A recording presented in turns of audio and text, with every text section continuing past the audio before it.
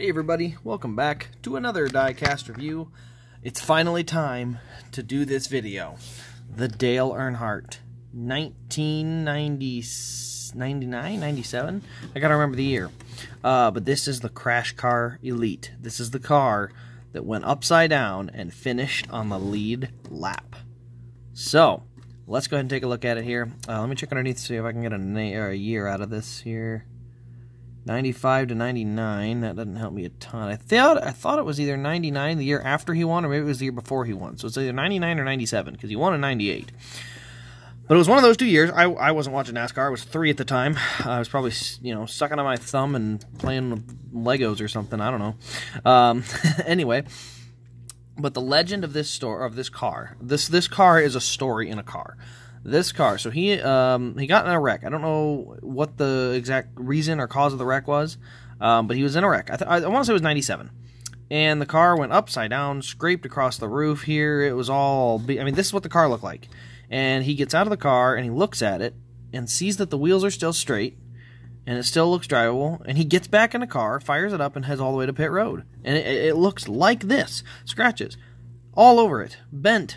The rear end halfway falling off of it. The front end's missing off of it. And he drives that thing down pit road, middle finger out the window the whole way, and they tape the thing back together best they can, and he goes around and he finishes the race. Now you tell me, in today's world, would this car be even allowed to finish a race? Seriously, the roof flaps are compromised. They're not, they're kind of bent up. There's no way NASCAR would let it finish. This is bent here. This is all hanging off there. Like, NASCAR would say, black flag, you are not allowed to finish a race. This was during the golden days of NASCAR, and they said, meh, whatever. And he finished the race with this car. So even though he didn't win, I think Jeff Gordon won that year. So I want to say, that's why I want to say it was 97. Even though he didn't win, this car... and the story behind it, the fact that the driver flipped on the racetrack, brought it back to pit road, put tires on it, and then finished the race, is legendary. This is the stuff legends are made of, and I am really disappointed I didn't get to ever see this when it happened. But let's go ahead and take a look at the diecast. So, down the left side, we have got the fenders and everything over here. Ooh, wipe that fingerprint off. There you see it's kind of bent up there. You can see the hood's bent and pushed back. The number 3 you can see is all scraped up from when it goes up on its side. It's getting scratched to crap. Got Dale Earnhardt on the name rail, but that's also scratched up over here. You can see on the roof, the 3 is scratched. The roof flaps are scraped up here. You go to the left, the further left, or the further back on the left side. See the scrapes around the wheel well. Burger King, We Care, Snap-on, and then you can see just that's our left side. So he didn't take a ton of contact on that side, but it was on its side. Onto the back, you can see the spoiler, and look, this is the rear end. The rear end is completely twisted and hung down. You see this area is bent down. The deck lid is all crinkled to pieces. The spoiler is practically flat, hanging off the back. See the 3 metal posts in the windshield, and then it's the red chassis. That was a thing in the late 90s. Working rear and front suspension. It is an Elite, so you do kind of get that fancy detail here and here. I didn't even mention, I don't have the box for this. I got this for a $30. Somebody was selling a bunch of cars and said, $30 will work for it. I was absolutely going to take a chance on that. So $29.90 is the DIN number. There you can see the right side. It's all scraped up here. That's from either being in the wall or being on his side. You can see, again, this is hanging down, so this is where there was some contact there. Got good wrench service. Got the number 3 there with a couple more scratches. Go further towards the front. We are missing the right front corner completely. Look at that. Completely gone. Remind you of a Dale Jr. Martinsville car at all? But, yes, so that is completely missing. The engine detail is in there, but you can't actually open the hood because of the way they had to shape the mold for the body. So you can see the radiator and some of the engine detail, and that's it, because you can't actually get the hood open.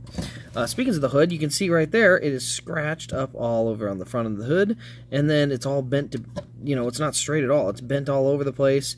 You got Monte Carlo, the headlights, and that's all bent as well. Like I said, roof flaps can't deploy because they're bent, but they are loose, so they're all kind of their own individual pieces, just like the spoiler here. But it does definitely have a ton of character. I mean, you look at the roof; it's all scratched. The hood's scratched. The right side's scratched. There's nothing about this car that's not scratched. And the best part about this entire thing is that this car finished the race. it was one of those things, I never understood the crash car. Because when I first saw the crash car, I figured, why would you make a crash car of 2001? Like, I didn't understand it. You know, I'm like 13 years old, didn't start watching NASCAR until 2004, and I always saw the Dale Jr. crash car, or not the Dale Jr., the Dale Earnhardt crash car diecast. And I kept thinking to myself, gosh, why would you want that? And it wasn't until later when I finally got to hear the actual story on this car, and the fact that it was 1997, and he finished the race on the lead lap in this car. This is not the bad car. So, anyway, that was just something that once I'd learned the story of this, I thought this was really cool. It literally is a story in a diecast here. So it's definitely a cool one. I'm glad I finally got to get around to getting this video done. I kind of had a clean desk because I got a bunch of new ones coming in. So this one I get to get out before some of the new ones come in. But it's definitely a very unique one. I'm glad I have it in my collection and I didn't have to spend a fortune to get it.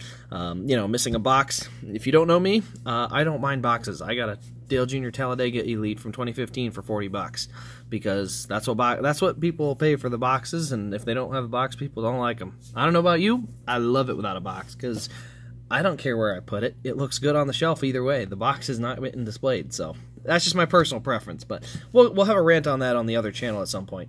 But anyway, I hope you guys have enjoyed this video. Please like, comment, subscribe. Let me know your thoughts on this car in the comments below. Also, leave recommendations for future videos. I will try to get to certain ones if I can, or if I plan on having it and things like that.